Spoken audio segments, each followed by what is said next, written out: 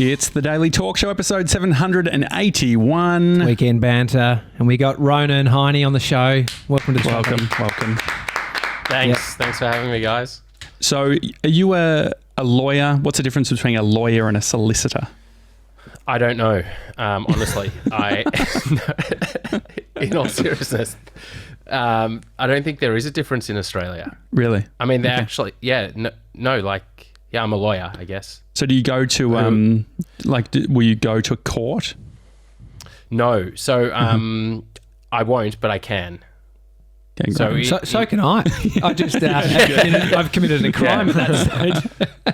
Yeah, so it's funny. In Australia, it's there's actually is differences between people who go to court and don't. So you might have heard of counsel, barristers. So barristers are the people who speak at courts, and lawyers are the people who do the contracts and the research behind. But in America, where most people think of lawyers, they can do it all. Lawyers go to court. You've probably seen Suits where they get a case and they do everything from the research, the contracts, to then suing people and all sorts of fun stuff. I feel like your business, Luna, and the team that you have there are like the modern day fun version of lawyers. When you think of lawyers, I think of Suits, as in wearing them, but also the TV show. That's your background. You've come from being a suit. Is that a rude term to call somebody like when you were a suit? Did you get offended by that? Not at all. I wasn't offended. I thought it was pretty cool at the start, and then I started to realize it was really annoying to wear a suit every day. But I started out as a corporate lawyer at one of the big law firms. Suit tie every day was really cool when it got to a Friday, and we had casual Fridays where we could take the tie off and just have one button open. And that's casual Friday. that's pretty much how I started out. So I was there for about 4 years before starting Luna, which is sort of reinventing how legal and other services like accounting, finances, and investment is done for entrepreneurs and startups. With all the COVID-19 stuff that's happening, are there certain legal things that have come out of that for startups? Yeah, huge. Well, first of all of a sudden with COVID-19, you could just basically stand people down or furloughed. I hadn't even heard of these terms before COVID, where all of a sudden you can just let your staff go and not pay them for a period of time. So that was kind of a huge thing. And then a lot of the stuff with landlords and rents and not being able to turn up to work. It's been a huge thing in the legal space. The old school sort of law game, I guess, is, from the outside, very complicated. It's like you got to pay somebody to think about it for you. Has there been a shift in law for, I guess, the Gronks out there, just so it's all much easier for the common man to understand, the common woman?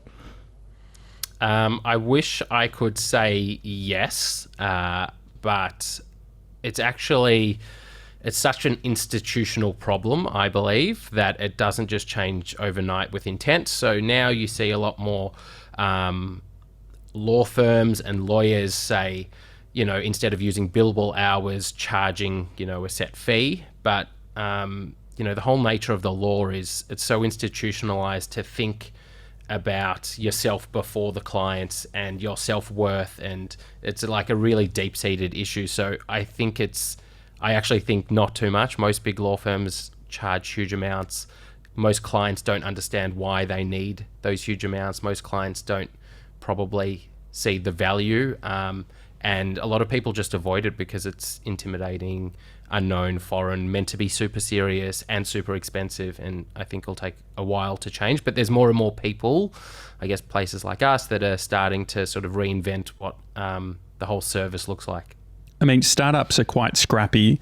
You think about design services like Envato, where it's like rather than going to a designer, you can get a template, you can just do it all yourself.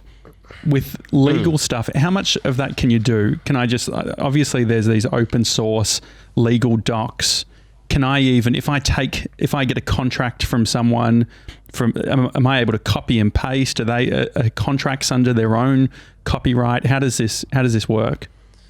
Yeah, well, it's pretty hard. So the truth is, there is plenty of like open source stuff, and you can sort of take a contract, but it's pretty hard to apply it to your circumstances. So just kind of, it's not like copying pasting a logo. I got the logo here, now I put it here, and it just works. It needs to be changed to suit circumstances, and that's where the confusion lies, because some lawyers will come in and say you need to spend thousands of dollars to change it to your circumstances, but I believe it's just like small little changes that, with information and technology, people can do that themselves, but they just need people to provide them the information and technology to do it. So is it like, I can imagine, say like I've been doing video production for 15 years, and I remember the early days people would just grab someone else's terms off their website and do a copy and paste job, and you can do a Google search where you quote this stuff and you can see the same terminology used time and time again. Oh, didn't you took a contract you'd had made and copied and pasted? Yeah, I've seen. And you saw, because I saw like I paid a legal firm to put something together, and then put in there around New South Wales law. And I'm like, hey guys, I'm in Victoria or whatever. Can we have this updated? But you get the sense, like the struggle that I've had in the past is it's like, am I paying huge amounts of cash for a template? And what's stopping me from going and copying and pasting, especially with privacy policies and what's happened in Europe with, the expectation of, mentioning cookies and stuff like that. Copy and pasting, is there a place for it at all? Like if you're really scrappy and getting started, is there a way of communicating this stuff where if you don't have $700, $800, $1,000 to spend? Totally. Well, I'll give you a funny story, because when you do copy and paste, so I'm about to say, yeah, sure, go for it. But a tip, don't do, so we had a client who came to us once and he said, oh, there's a competitor of mine and I'm pretty sure they're just, like every time I get a new product, it's a furniture company, every time I get a new product, he copies me. Every time I change my website, they copy me. They're like copying our search terms. And actually I looked on his terms and conditions and he's copied my terms and conditions. I'm like, oh, how do you know? He says, well, he's still got my company name in there. So the person who stole the terms and conditions hadn't even changed the company name. So if you are going to copy, at least change the personal details so they suit you. But in truth, I think when you're a scrappy early stage startup, you should better off spend your money on testing your product, getting to know your customers really well, spending time, developing stuff that will move the business, and you can run experiments and learn and grow. And then later on, there's a point in time to sort of get lawyers and accountants and sort of like professionalize your stuff. So I wouldn't say, I think there's ways that you don't need to copy other people. There's plenty of open source stuff out there, like you said. We have stuff like that as well. Take that and just apply it as best you can. Is probably my tip rather than copying. But yeah, I wouldn't recommend, if you're a day one startup, going to a lawyer to get your terms and conditions done before you have a customer. Like probably before you have 10 customers, maybe even, you're earning a couple of $1,000s before sort of doing that. And really the main reason there is, startups, they come on day one, and then 3 months later they're in a new line of business, and then 6 months later they've pivoted to something completely different. So often it's quite simply a waste of time and money at the start to do anything. When I think of lawyers, it immediately brings my mind to getting sued or suing somebody, and it's probably because over in the States you drive down Hollywood Boulevard and you're seeing signs that are you need a lawyer, you've been in an accident, you want to sue somebody. I mean, in Australia, people have lawyers to then, do you like I guess what I'm trying to say is the US is very litigious. It's a big difference. It's like everyone has a lawyer in the States. What's going on in Australia? Is there a lot of people that just have lawyers for the sake of having a lawyer to sue people? Nah, completely different. So I mean, in 10 years I've really never been involved with anyone suing someone all the way to court. And I'm talking like working with thousands of people. It's very rare that things make it to court. It's very different to very different to America. I mean, it does happen, probably in the big corporate context a lot more, but in terms of small businesses, startups, smaller tech companies, entrepreneurs, it's not the same thing as in the US. Like in the US, you set up a business and it's like you need to get corporate counsel as soon as you set up a business. Here, it's not so much like that. What does that mean, getting corporate counsel? Like what's the version in Australia?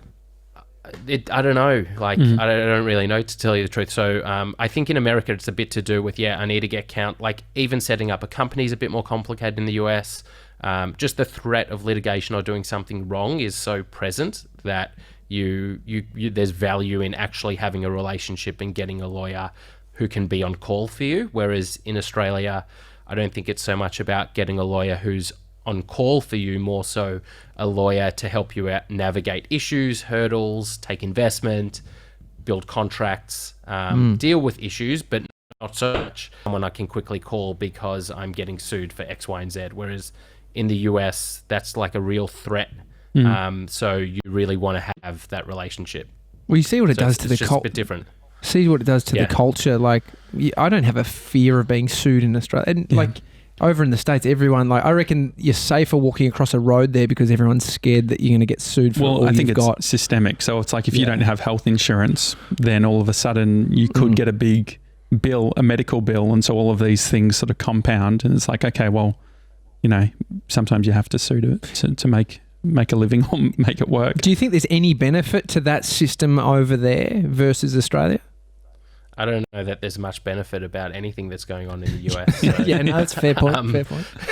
I don't know. I just reckon it's crazy. Like you go, you go to a Japanese restaurant in the US, here's the sushi menu, and then there's like half the menus telling you about the disclaimer of, eating raw fish, and then, watch TV for a second. Well, you go into Disneyland, it's like, they've got materials that cause cancer. It's not really the happiest place on earth. It's a real hyperbolic joint, isn't it? Yeah. No, I seriously, I think it's great that we don't have that type of culture here, for sure. There's other stuff in the US that I think is a bit better in terms of legals and corporate culture, but definitely not that side. Intellectual property, how much of protections around IP are built into the system versus what do we actually need to actively do to protect our ideas? Good question. So this is like a big one that people confuse. So you guys have heard of a trademark? Yep. Yeah. So in Australia, there's two things that people think that I've got a trademark, I'm protected, but actually Australia, the law is it's the first to use, not the first to trademark. So the person who is using the logo, the brand first, is entitled to that logo or brand. Trademark is just, say, you telling the world I own this brand or it's mine. But just because if someone's been using the brand for 20 years, then all of a sudden someone else trademarks it, that doesn't give that second person the right. So that's like a really big one in intellectual property. And the other huge one that not a lot of people know about is the law about creating in Australia. So, in our space, in tech and startups, there's a lot of dev work, a lot of engineering that gets done. And so the law in Australia is the creator owns. So often you might outsource that. So say you're a business and you've got a freelance developer that writes code for your company or develops some unique IP. That developer actually owns the IP, not the company that it was produced for, unless you sort of have a special legal document in the middle making sure that the company owns it. And that's a huge one. I've seen all sorts of Georgie Boy's Hump Day Replay. Yeah. We've got our editor who's got his own show that's about the Daily Talk Show. Just launched. Because he's working on it, he actually would. We need to get a contract. Unless he's an employee. If he's an employee, it's all yours. You own everything he does. It's getting real murky. Let's eject. No, this is good. Okay. But if he's a contractor, you know. if he's a contractor, Georgie, it's time to ask for a bigger check or something. Lawyer up, bitch. What about release forms? So we've been very loose when it comes to release forms. Does implied agreement, if someone comes onto a microphone, what's the deal?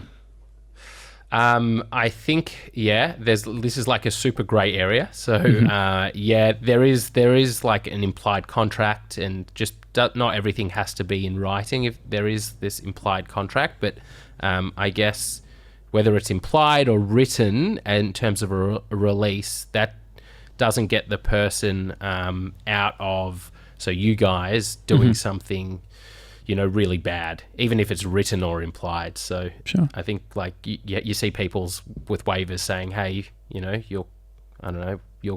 we'll write a waiver and you release us from doing anything in the world. But then, they set up a negligent or dangerous situation where someone's leg's about to get cut off, and, no waiver will work there. But I guess, so for people that have podcasts, I know your brother's had one, Ronen.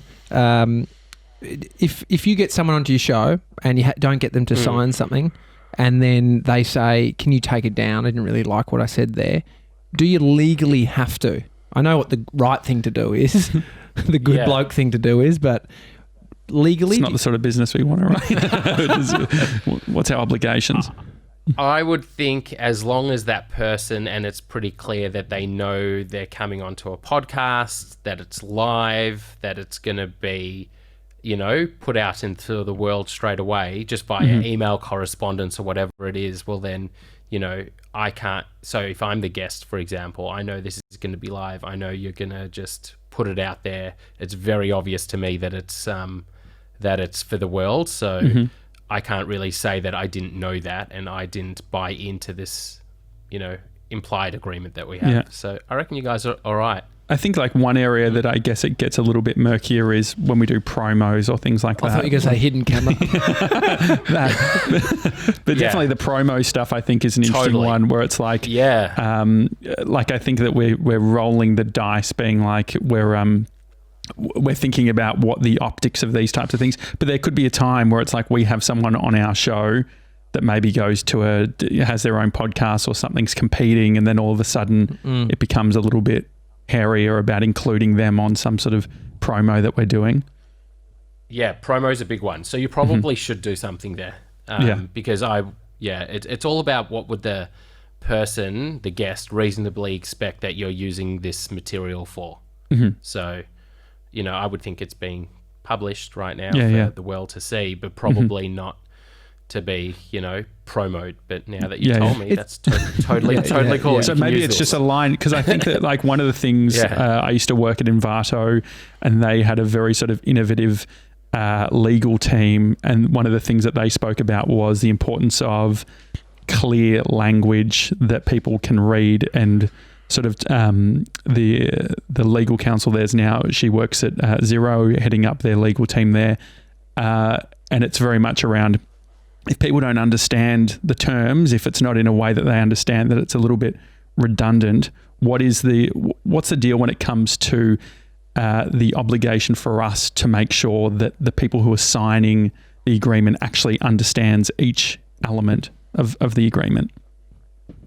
Well, I think it's just like a common sense approach. If you use language, it's all about what a reasonable person, person receiving it, should understand, right? So, if there's like really specific terminology to podcasting, I don't know what it could be, but whatever it is, then I might not understand that. So it's got to be in my eyes. So as long as someone in my position should reasonably understand it, then you should be fine. So, but it's, there's another school of thought that maybe you should get it in writing, send it in an email, and then you do that in the email, and then just before you start the podcast, you do a verbal consent, which is recorded forever, Yeah.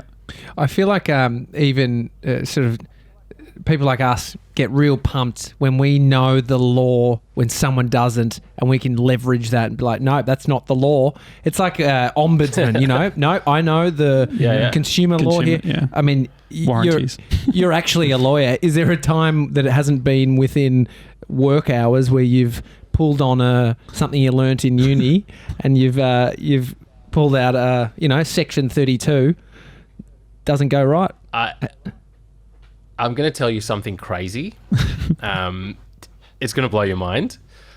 In probably 10 years since finishing law school, I would have opened up like actual legislation a handful of times.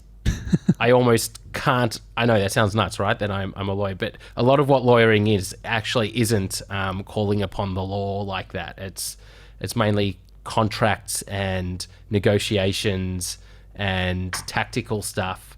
That's being a commercial lawyer, which is very different to people who are going to court or maybe employment law. But yeah, so that's not a really good answer for you. So I'm basically saying no, I haven't, because I basically have hardly needed to pick up legislation in 10 years. So in regards to that, then putting together a contract, using that example, are you qualified? Yeah. No, I guess the creation. That's a good question. We're working it out now. On the stuff around who owns what and creators and freelancers and things like that, is it then against the law, or what is it called when we put something in a contract? So we have a freelancer working for us and we put in the contract, hey, we own the copyright. When it goes against that sort of broader law, how would you write something in? Like, is there any time where that could be an agreement? Yeah, so this is like a really good example of when you want to use a lawyer. You want to, if you're doing something really important because someone is developing IP that's going to be fundamental to your business, like it's going to be the core base of our code base or something like that, or it's something really important for the future of the company, then you want to get some expert help to make sure you use the right words that make sure you own that IP. But yeah, basically you just put it in a contract. There's some wording that makes it very clear that the company owns the intellectual property of the freelancer or the contractor, and then off you go and it's done. Do we have a constitution in Australia? Set up in the right way and you hear in the US, this is unconstitutional or whatever. Like, do we have a constitution? I think I heard it on the Castle. Yeah, as mentioned. Yeah, we do. We do. I mean, I'm not sure exactly what's in it. I mean, there's a whole haven't bunch opened of stuff it. Haven't opened it. Should be in it. That's not. That's a bit political, but. So what's an example of something that we couldn't do in a contract just because it would be considered unconstitutional? So our constitution isn't so much like that. So our constitution's a bit more to do with less on contracts and, how like in the US it's very much civil liberties and, our constitution is, it's just not used like that. It's sort of setting the framework for Australia and how governments make decisions and stuff like that. What blows my mind is like business models like Facebook come in and they're brand new, and I guess you'd be seeing startups that are innovative business models that are you adapting the law to suit the business model, or is there new laws being created each day to keep up with the progression in different types of marketplaces and businesses that are coming up, new startups, I guess? Yeah. Well, this is the really cool thing about working in startups. Like for our team, it's pretty challenging because startups are, they're frontier businesses. Basically, they're heading into territory where no one else has been before. So, laws are created, and the law is created based upon a concept called precedence, what's happened in the past, and startups are dealing in the future, not the past, right? So, we see all sorts of companies who are, if you think about autonomous driving or autonomous vehicles and all sorts of uses of AI and robotics and stuff, robotics replacing humans in the workforce. These are new concepts. So how do you have laws for robots? Do you know what I mean? It's totally different. So we actually play a lot in the area of there's no law yet created. How do we protect some of the founders we work with? What's the best approach? what do you do? It's kind of like, we're at the cutting edge of that. So yeah, basically, no, there's not a lot of, for the really unique IP being developed, there's not a lot to look at, and you kind of work it out as you go. Crypto, blockchain, that's the same thing. Everyone's trying to work it out right now. So it's pretty cool to be in that space. How liable are companies to what their employees or the people within their business contractors do? They are pretty liable, not so much when the employee goes rogue, but what companies are responsible are creating an environment where the employee should know what to do. Right? Sure. So, that's like setting up an environment where employees know that they, what's right, what's wrong, what's appropriate behavior, what's inappropriate behavior. That's sort of like the response of the company. And if they set up an environment where people have been trained and educated and, they've got values and all sorts of stuff that makes it obvious to an employee as to what's right, what's wrong, what's acceptable behavior, what's not. And then if an employee goes rogue and, goes and attacks a customer or something because they didn't pay, that would be on the employee, not the customer. What about content creation? So we're in a business where we're creating content all the time and we're bringing personal things into the show, and it's like, having worked in radio, it can be a bit of a HR nightmare externally when you look at it from an optics perspective of like, is this bullying? Is this, is everyone okay here?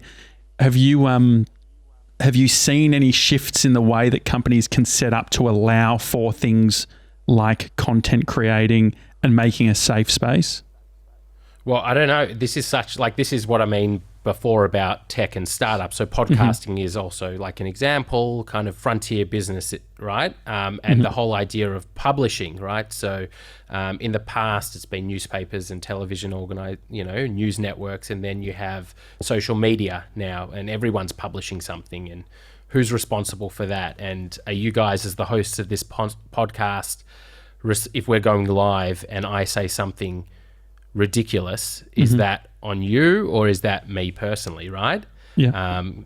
It's totally grey because you guys aren't signed up as even though you can create content and you're content creators, you're not technically news organizations that have, these media laws and publishing laws. So it's like, again, super grey. So what can you do? Yeah, I think just making sure that there's a safe word. brief. We've been talking about a safe word where it's like, legally cut it. Yeah, I don't know, like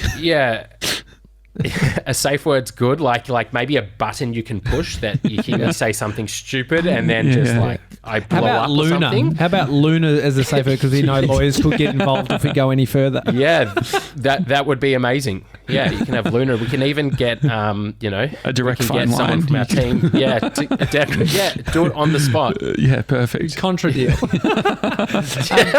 You know how you hear of mechanics that have horrible cars, faulty, and web developers that don't even have a good website. I mean, for you guys as lawyers, how's your back end? If I wish I could show you, I should probably show you what the room looks like, and this might summarize our back end. I don't know if that's good. You're currently on the top of a ladder. Right now it looks super polished, right? It looks like we're probably in this really nice the logo. Studio, it looks legit. Yeah, there's garbage There's garbage everywhere. And so I want to get to the bottom of that, but as in like, you guys trademarking your logo, like you're doing everything that someone who would want to pay lawyers to do would do, or am I wrong? So I'll tell you this, the truth of it is, I think it's like anything. It's way easier to give advice than take it yourself, right? It's way easier it's way easier to guide other people and say, oh, you should be doing this, you should be doing that, you should be focusing here, you should be focusing there. And then to do it yourself, it's harder. And so we've done everything, but we haven't done it at we haven't gone over the top. Yeah, we got trademarks, we got good processes, we got good HR stuff, but we are exactly like the startups. We kind of do it as we go, as we need to, based upon, the money we have available as a business. And we think of ourselves as a startup as well. So, we don't just go and have the best contracts in the world, the best trademarking possible in every country going around. We do what we need to, but you'd be surprised with how slow we are and how much better we are of helping other people to get their stuff done than doing the stuff ourselves. On the trademark thing, how many of the startups you speak to that are getting trademarks are doing it for external reasons that are outside of actually protecting? So an example is, I've seen businesses have success in getting their Instagram verified or things like that using documentation saying that they're, they've got the trademark. Like, why are people getting trademarks? So, like, a big reason if you're a product business and you want to sell in the US. So, you've got a physical product and you want to put on Amazon. You need to have a trademark to sell in the US on Amazon. So that's probably the biggest reason right now is anyone who wants to sell on the Amazon marketplace, you have to go and get a trademark. How long is that taking? So say we have an idea and we come up with, the comfy hoodie, we'll call it the comfy cuddle, and it's a hoodie. And so if we want to register comfy cuddle, what's the process? Like, do we have to wait for people to, what's it called? Like the challenge term, you challenge it, time and stuff like that. Yeah. So it's, so you basically find out I like it. What do you call it? The comfy cuddle hoodie. Yeah. The comfy cuddle. Is it a physical cuddle or it's a hoodie? It's a hoodie, but it feels like it's so warm it's a cuddle. Okay, great. So maybe the print on the back of it is two arms around you, now, like you're being cuddled. And you saying, "Oh, that's great." Are you okay for us to use that in the promo for comfy cuddle? Totally. If you're looking for a face, I'm happy to. We can start wearing it as well. So is that a contract? You saying that because there's a slight bit of sarcasm? Could I use that? Yeah. So I'll tell you the process, right? I'll tell you the process. So first the process. So you'll find out, you sort of lodge an application and you find out basically within a month whether you're likely to be successful or not. But then it sort of sits there. I don't know the exact period of time, but basically for 6 months, pending, where other people can object and say, no, I actually own the comfy cuddle. I've been doing comfy cuddles for 10 years and comfy cuddles are mine. And you can't use comfy cuddles, and then you don't get your trademark registered. But usually what would happen is you would put your trademark up there for 6 months, no one objects, and 6 months later you own comfy cuddles. And so Amazon, could we put everything. In the meantime, is there sort of like a in between that you could give documentation to say, hey, it's in this pending stage? It's a good question. I'm going to have to call back up to I don't know. It's like I should the trademark know, stuff I find interesting because like we did the first process where we went to IP Australia and took up their $200 thing where they'll tell you the likelihood of getting certain, like getting it trademarked with certain classes, and they're like, the daily talk shows too, generic or whatever it is. But then, offensive. But someone who, one of the founders of Thank You, Justine, she said that they went down a different route where it's actually trademarking the image, and by trademarking the image or the logo, you can get around that. Do you know the details or what the deal is with that? Yeah, so there's all sorts of different ways you can trademark. So you can trademark the words, which is the best thing to do. So if you could trademark the words comfy cuddle, then you could own the words comfy cuddle in any format, logo, written, you just own comfy cuddle. But because people use the word comfy cuddle and it's like a generic term, it's pretty unfair for you to exclusively own that term. So you can then get a logo that says comfy cuddle, and as long as the logo is unique enough, there's a bit of design there as well, then you can usually get the logo trademarked, so no one else can use comfy cuddle, the logo. Or so then some free legal advice for us. The daily talk show, we put the .com in there so that it's very obvious. Is that going to be problematic if we were to get it trademarked, because we'll have to include .com, or you don't know? It's very specific. Well, you might get you could do different things, right? You could go get the daily talk show, the logo trademarked, and then maybe the dailytalkshow.com or the Daily Talk Show and a tagline trademarked as well. So we could cut off maybe, so we could do a version of the logo without the .com and then do one with the, like, I think that like some people use trademarks so that they can't be talked about, or like, for instance, as a way of sort of suppressing, like say if like we want to be really protective of our brand and potentially pushing against, say in the US, someone does a video about, say like a takedown video on Luna and saying all this shit about you, you might not be able to do it from a free speech point of view, but if they use your trademark, you could take them down on that. Is that something that happens? No, not if they're highlighting you and saying this is Luna, but it's more for anti-competition. So stopping competitors using the Daily Talk Show. So the Daily Talk Show is probably a hard one because it's pretty common with generic, talk shows. Yeah, pretty generic. So it's more for stopping competitors saying, hey, we are the Daily Talk Show. This is the Daily Talk Show, or another podcast coming up is the Daily Talk Show, as opposed to news outlets talking about you guys, the Daily Talk Show. There was, in Melbourne, Nick Giannopoulos trademarked Wog Boy, and which seems quite common. I mean, that was getting thrown around at school when I was there. But I mean, it's what he's trying to do is prevent any comedian or any other actors creating a character or some stage show using the term Wog Boy. I mean, how's he got that through? Yeah, I don't know. So sometimes, honestly, I don't know. Sometimes, I guess when, like eventually a word becomes so synonymous with a person or an individual that it then becomes, trademarkable, if that makes sense. So an example might be Zoom, right?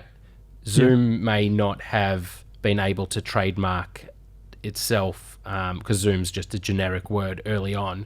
But now that everyone knows Zoom as the video platform, even though it's a generic word, it might be that it could be trademarked now. So, but again, when you trademark, it's only in specific like classes, platforms. So so Zoom might be able to trademark in IT, but there's no way Zoom, the company, could own the trademark in the camera category.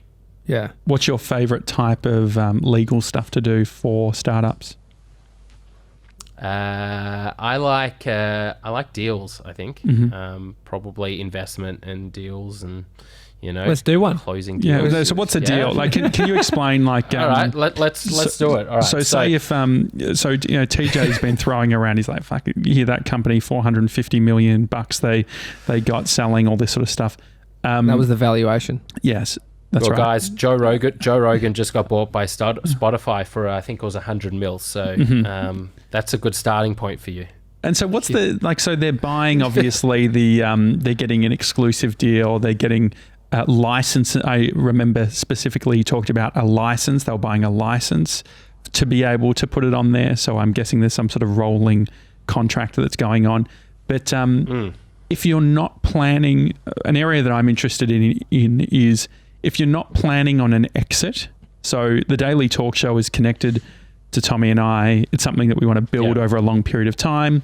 There's potential intellectual property in the processes that we have, or being able to create new shows or things like that. Or once we launch Comfy Cuddle with Ronen's, beautiful testimonial. Yeah, and so we will potentially have some IP there. But how do we set up these types of things? TJ and I have a 50-50 stake in Big Media Company, which does all of the Daily Talk Show stuff. What are the different reasons that people are doing deals, getting investment, and how does it work? Yeah.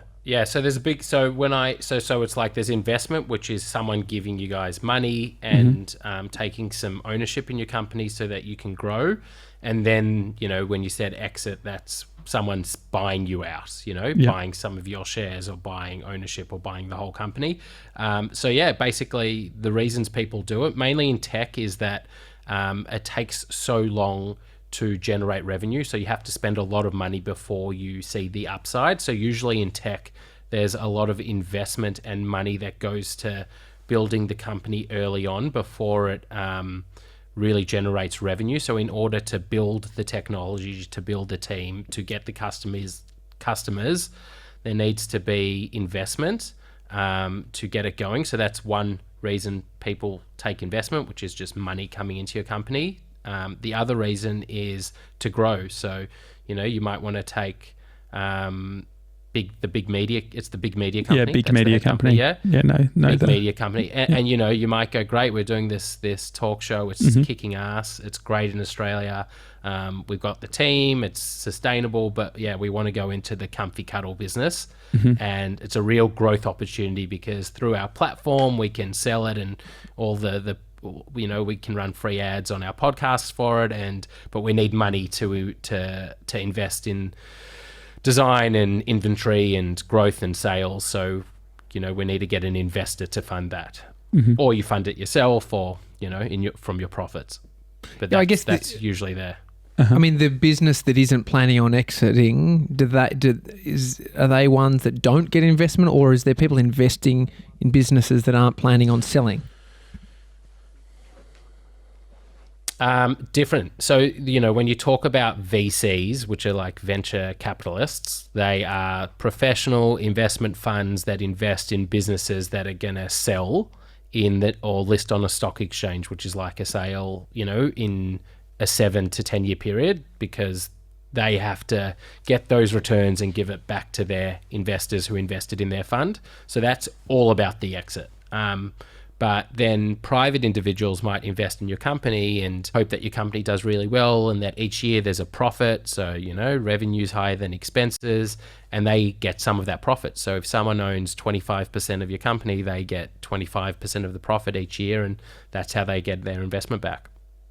And so entities and liability and things like that, when should you create new entities? So for instance, Comfy Cuddles, or Comfy Cuddle, I guess it would be, first of all, would we trademark the plural? Like, would we get the Cuddles and Cuddle, or would you have to do them separately? That's one question. And then the other one is, at what point would that become its own proprietary limited and have its own books?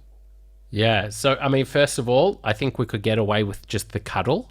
We wouldn't need the Cuddles. Yeah. So that would cover us. So if we can get that, that'd be great. I'll check that out.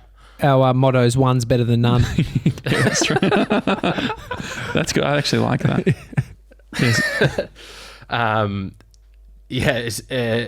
Sorry, I got stumped on. And then the entity, and so then on the entity stuff. Yeah, the entity stuff. So I think you set up an entity when you've got something to lose, or you're seriously investing in something. So what I mean by that is, if you've got a company now that's going well and you're starting a risky new product and that puts your company at risk, or you as an individual at risk because you're a high net wealth individual, you got family assets or something to protect, you want to set up a structure straight away so that if something goes wrong, it's the structure or the company, not the old company or you as individuals. So that's sort of one side. And the other side is, eventually you have to set up an entity or a business or a structure. That's usually, in our world, in the startup world, it's when you're serious, when you're committed to something. You might be testing something out for 6 months, trialing it with customers. And then once you go, okay, cool, like in the Comfy Cuddle situation, we're going to go, order $20,000 worth of jumpers and cuddles or whatever. I don't know if we're going into the actual physical cuddle game as well. But once we decide we're going to start physically cuddling people, and we're going to invest money in team and whatever, then, you definitely want to set up a business or an entity there. In that way, how much do you need to chop something up? So for instance, say if we were let's use big media company as an example. We have our services part. So we have where clients come to us and we make videos for them. We then have another part of the business, which is original content, like the Daily Talk Show, like Hump Day Replay. We've fallen into the whole we've all got, like TJ and I both have trusts and all that sort of thing. It feels like a little bit useless at the moment because there's nothing to throw back to for the beneficiaries. Yeah. But what's the process in regards to, you have a bigger business and then going into categories and actually creating entities for those different categories? Yeah. So you start to see that when you think there's opportunities for the categories that are separate to each other, if that makes sense. So if there's opportunities for your agency style of business to get investment or maybe sell to another agency, but you want to keep the daily talk show as your own thing, or on the flip side, you want to, do the Joe Rogan and sell the daily talk show to Spotify, but keep your agency, then you need to think about splitting it up. So when you think there could be separate opportunities, you want to split it up. Or if there's new people you want to get involved, you want to get a third co-host into the daily talk show, and you want to give them some equity in this side of the business, but they don't provide much value to the agency side. So, you might want to split it up then as well. Yeah, I mean, these things, I feel like we could easily do it before we start. And you can get all the fucking trademarks in the world and come to it. Split it 70 ways, and it's you need the thing to work. And how many people are coming to you guys as, I guess, brand new, wanting to chop it versus we've got ourselves down the line, we're making money and it's actually working now, we need to and how hard is it to chop it later? Yeah, so not that hard, and this is what I was talking about at the start with sort of that old school approach to lawyering, where you'd come in and the lawyer would say, we're going to set up these, you've got these unique projects, we're going to set up 5 different entities for you, it's going to cost you just $10,000 to set it up before you've even started, and then 6 months later, I don't know, half of it worked, half of it didn't work. I think it's much better to do it like you guys have done it. Just roll up your sleeves, get it going, work out what you have, and then it's a bit annoying. It's like a big admin task to undo it. It's not a huge expense, but I think the better entrepreneurs do it the way you do it. Go test out, see where opportunities are. Might take 6 months, might take a year, might take 2 years, and then once or you have a bit of an inkling, these things are going to be completely different, then you want to act. Because the longer you leave it, it does become even more complicated, and then maybe a bit expensive, and then it's you want to do it at the right point. I met your brother on Instagram. I think we were chatting and then sort of hung out a couple of times. I remember hearing about Luna before it was what it is now. How different is Luna from when you started? So Luna is, super different when it started. So when it started, it wasn't called Luna. It was a name which I can't believe we used. We called it #corporate_advice. So it wasn't even Luna. I don't know. Hashtags were big back then. Yeah, it was big. We thought it was like mixing the young with the corporate, and I don't know what we were How thinking, did the decision come about to get rid of that name? You sued yourself. Oh my God. It was like there was... I had our team threatened to leave unless we changed the name, so we had to change it. But it was a name by mistake, so it was super different. At the start, it was me and a couple of law students who just volunteered, and I don't know why to this day they did, but they thought it was a good idea, and they saw something, I guess. But so it was totally different. It was just kind of 3 of us, me, 2 law students running around town, trying to get work, learn about entrepreneurship, meet startups, and be useful. And so 5 years later, we're very different. We got a bunch of sort of unique processes and tech which drives our business. We've got a team of 17 people, our own space here in Cremorne, and it's total. And we're in completely different areas. There's legal, accounting. We invest in startups. We have an education business for startups. So it's really different. It seems like business models are changing, and I'm even thinking about how we want to set up our business. It feels like the education system is a bit broken, especially around arts and things like that. I know in the US there's more sort of education debt than there is credit card debt in their country, and I think in Australia there's a lot of people who are going into film school, coming out with a piece of paper and not much else. What we're trying to look at is how can we combine a few different systems together?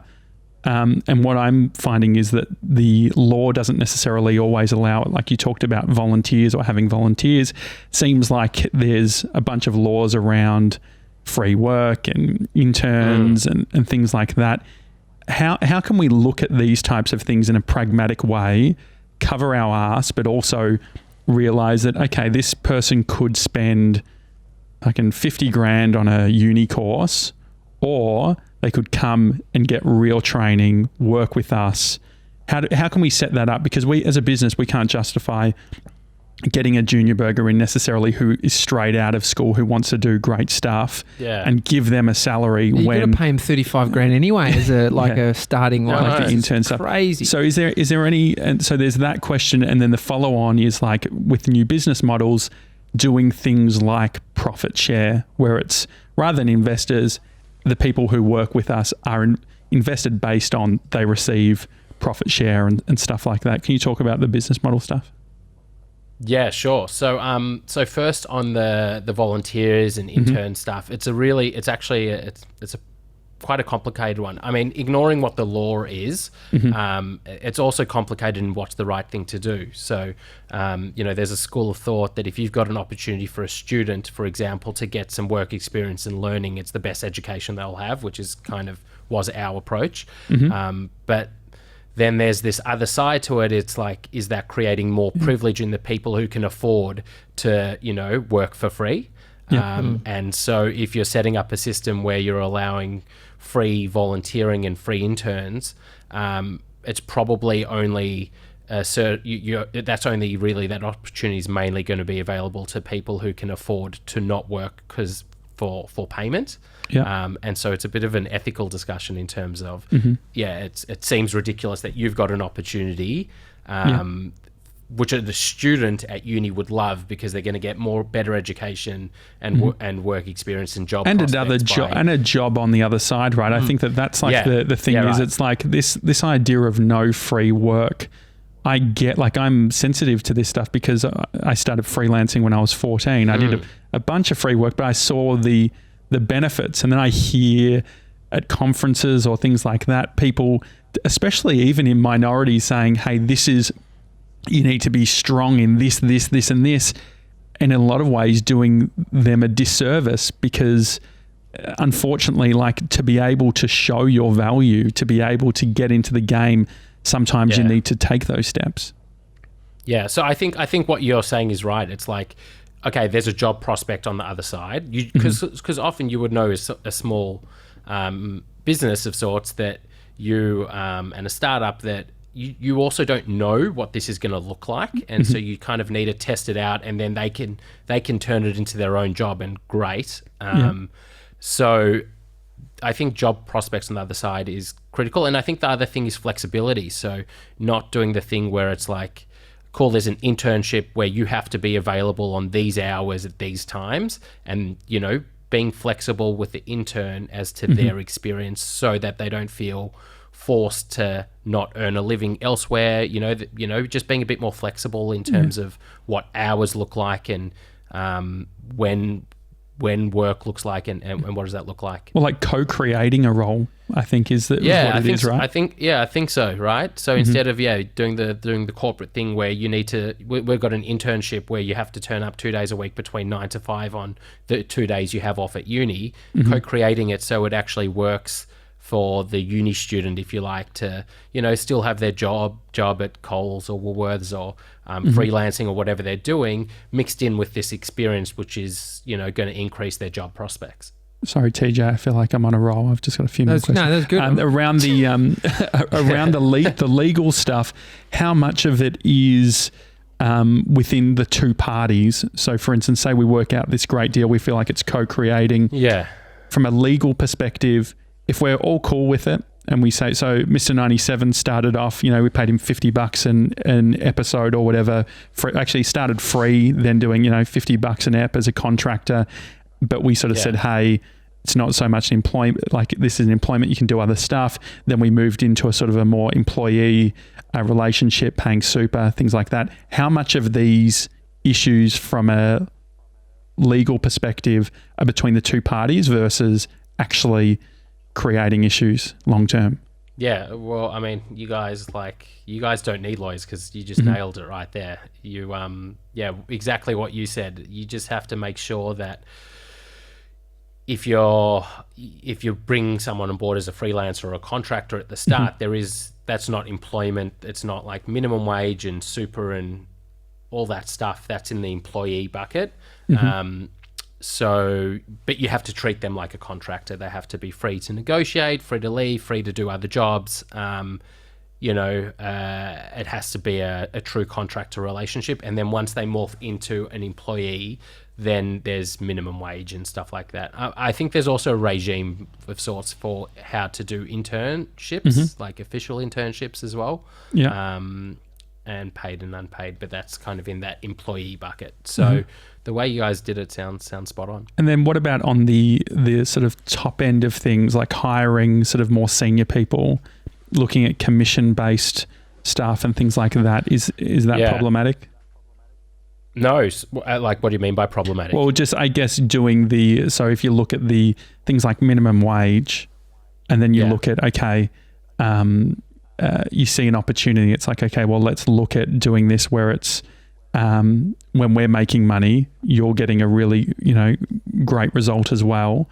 What are some of the considerations in regards to, like, I feel like commission culture, you hear it in sales, but with, I guess, what we're doing, you don't hear it as much? Yeah, so probably in commission bonuses, so like maybe even drawing back to your initial question on profit sharing and that type of stuff, because that's where we see a lot in startups and tech. You might have a base wage for if you're hiring a CTO or a head of sales or a head of marketing or sort of a high level position, you might want to incentivize them with wage, but you can't pay the same as a big corporate, but you want them to have incentive and buy-in and all of that stuff. So you might, instead of incentivizing them with bonus for reaching milestones or deals or sales or whatever it is their role is, you might give them equity. So you might give them small percentages in your company so that they can be a shareholder and benefit from the long-term profits and possible sale of a company in the future. So that's that's sort of in the sweat equity employee share scheme space is. So what does that mean, really the sweat huge. equity? Because we've heard that a bit. Is there equity that comes and goes depending on whether you're in the business or out of the business? Yeah, literally you sweat for your equity. So your effort equals equity. So for, you may be, you might get, I don't know, what's the job you guys are looking for at the moment maybe, or just like a made up thing? Yeah, I think, well, if you're looking at Comfy Cuddles, you need a sales manager to be able to, specifically around retail, so getting it into stores. Great. So you're going to have a sales manager, head of sales. Their base wage, their current wage might be 150K because you're going to look for someone with some experience, but you can't afford that. And so, this is the thing, right? Yeah. So that's why I wonder, can you pay fucking minimum wage on that sort of role and then top it up with a back end, like a really good deal? Exactly. Yeah, exactly. So you might go, you'll be great, 150K minimum wage for this type of role is 50K per year. So the head of sales is on 50K per year, but they're taking a big risk to come here for 50K, and you want them to work hard and be invested in the company. So you might give them sweat equity or for the remainder, for the remainder 100% of sort of 100K that they could have got via wage, and that would be based upon performance. So that might be on milestones, the number of deals they do, or it might just be time spent working full time in the company. Are people doing zero minimum wage and sweat equity is the promise? Well, that happens a lot. It's all about there's a balance. So you have to pay minimum wage if they're an employee. So that's kind of at a base level. But then there's this balance because you want to make sure that it's not too far in the equity side, because if that head of sales has a family or a mortgage or credit debt, you don't want them to become completely sort of disgruntled and they won't perform at all because they don't have enough, or they're too stressed and mentally unwell because of the financial stress. So it's this balance on making sure that there is that security and comfortability, and exposure to equity as the upside, but you want to have a balance that you're not, it's actually a disservice to pay too little. Yeah. And so I completely understand that. And so the sweat... It'd be more like, I'm just thinking business, startup founders aren't pulling a wage, and then it's like, we need 10 people to get this through, and you got the founders, and then you got a few people around that are like, we're going to split this up as soon as we make money. I could just so there's a part of it. I guess there's a difference between being an owner versus sweat equity. So if we're like, hey, you're going to be a direct, like you're coming in as another director or whatever it is, then it's like, okay, that feels like it's more autonomous. On the sweat equity thing. So is that a dynamic number based on years performed, or how does that work? Yeah. So usually the way it works is it sort of usually goes over a 4-year period. So in our space, our industry in tech and startups, usually over a 4-year period. Sort of it takes a year to kick in. So there's a year to sort of prove yourself, and then you would get 25% of the equity after 1 year. And then sort of 25% of how much? Yeah. So let's say you're giving 10%, right? Yep. So if you're giving 10% to the head of sales, you would give them after 1 year 2.5%. And then the remaining 7.5%, they would get like small amounts every month worked for the next 3 years. So the first year they're just getting the 50K flat? Yeah. Okay. Yeah. So that's it. Because it's kind of a year to find their feet, to see where they sit, find the groove. Can they do this? Can they not do this? And this is, again, so sometimes you might start off, like in this example, you might start off and say, hey, for year one, we're going to pay you 80K. Yeah. And then there afterwards, if we proceed to give you equity, the 25%, and you go ahead, you're going to drop down to 50, but now your upside is going to be huge because you got a percent of the company and there's going to be profits and all of that stuff. And so if you leave the company, then you lose that equity? Exactly. Okay. And so is this better? Do you think that from a 2020, people prefer this sort of model over just a straight commission? So getting, say, 20% commission on a sale versus a 10% equity. How would you work through someone to work out what's the better deal? Yeah, well, I mean, some people, it depends where people are in their life, but I think now, our generation, if you like, they want to they don't want to just take a wage from for doing work. They want to feel some ownership. They want to make sure they're having an impact, and I think having equity is, it's as much a feeling rather than a financial decision. There's a sense of ownership in something. It's got more of a personal touch. Their efforts of working are now, they're part of something. So in my experience, that holds a lot of weight, particularly for millennials. So it's a culture play almost. Yeah, for sure. And so then insurances and stuff. People have to earn enough money, but and so when it comes to insurance, insurances like things like work cover and shit like that. Like, are you looking at that? And do these models allow for all of those insurances and liability stuff to be covered? Yeah, totally. I mean, insurance doesn't really... Insurance, you got to have insurance for your business. And, when we talk about Comfy Cuddles, we'll have some sort of product insurance. But, it doesn't really come into the equity space that much because, people make their own decision to come in. So, there's no liability on the company to say, hey, we're going to give you equity and then you're going to get X amount in profit. You sort of present them with, hey, here's the equity offer. It's almost like you're an investor. Have a think about it. Are you in? Do you accept? It makes it like, I think it's been so good talking through these things because there's a lot of ambiguity and it's not a, what I like about this stuff is there's a creative element to it. Like I can see how you can really do whatever you want or set it up in different ways, but it's understanding that baseline of what you can and can't do that I think's, helpful. Yeah, totally. And I think this is where people get so confused with the law because they just think it's definitely going to be super complicated and let's not even go there. But to tell you the truth, it might be unknown and foreign, but it's not super, super, super complicated and expensive, and it's accessible to some extent. I've got to break something to the both of you. Comfy Cuddles, a modern beanbag with the support and comfort you need in your home. Oh, that's annoying. That's annoying. Oh no.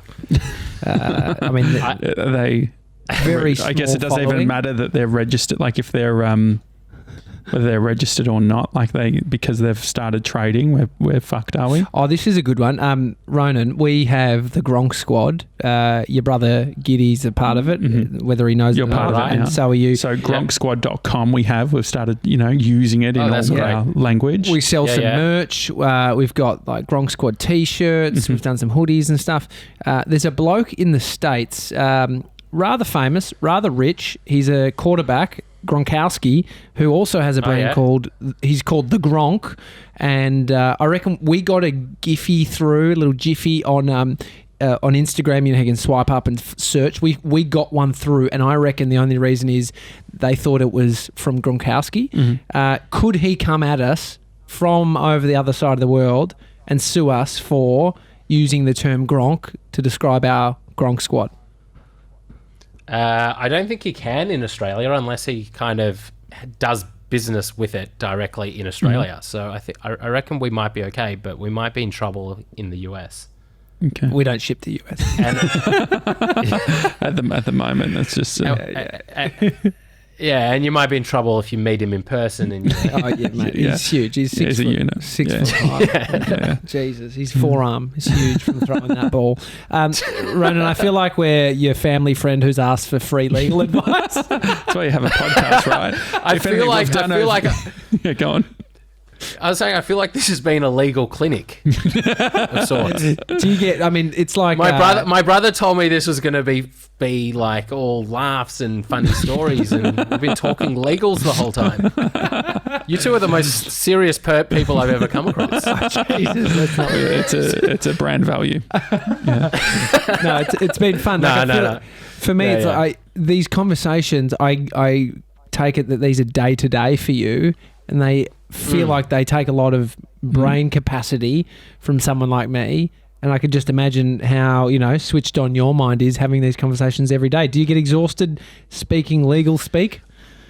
Oh, so exhausting. Yeah. You're going to have to have a nap now. Well, this is the thing. But the thing with legal stuff is like we spend so much time fucking bullshitting with what we think. Like we could have an hour meeting without a single legal head in the room talking about trademarks and all this sort of stuff as if we know what the answer is. But I see the benefit in startups having a partner like Luna. Are you guys doing some sort of like equity thing where it's like if you believe in a startup, you'll buy in and then provide legal advice? Yeah, when we invest, we might consider adding on a little bit for sort of free services and advice that's coupled to the financial investment. But that's sort of how we're looking at it. So yeah, we're sort of exploring that right now. Awesome. Do you think it's a good idea?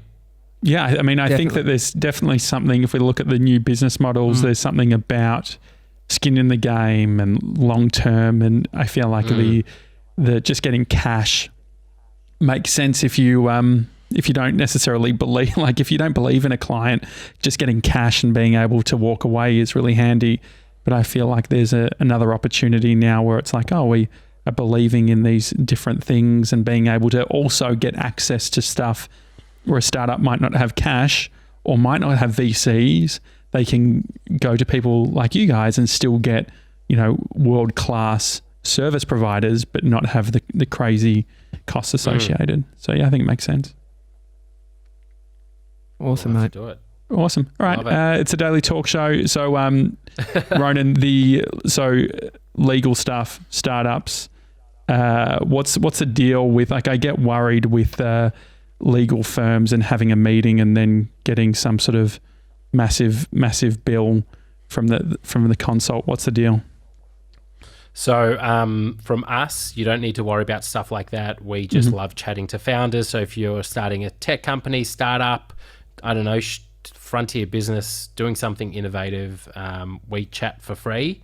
just because we love the businesses. So consults are sort of, we have them, and then if there's work to be done, that's when we charge. But that's a bit different to others, but that's sort of our model. That's good. Perfect. weareluna.co is the website. Thanks, Ronen. Have a good one. That is it. Thanks, Catch you guys. later. It's been great. It's the Daily Talk Show. See you tomorrow, guys.